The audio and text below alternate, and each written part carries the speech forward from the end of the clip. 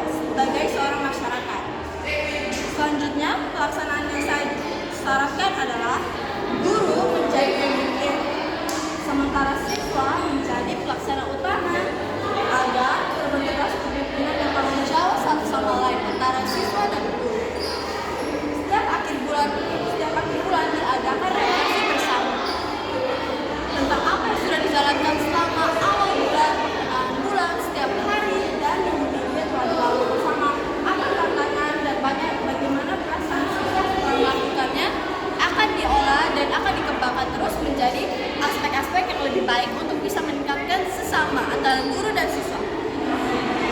Nah, sekarang kita ke aspek 7, kembali lagi ke teman saya Alex lagi. Aspek 7 ini menjelaskan tentang ideologi Pancasila misalnya diterapkan di Indonesia, disesuaikan dengan opini, kelompok, dan kajian integrasi. Jawabannya itu masih karena Pancasila masih sangat relevan dan layak karena nilai-nilai yang terkandung dalam Pancasila sesuai dengan kebutuhan masyarakat Indonesia.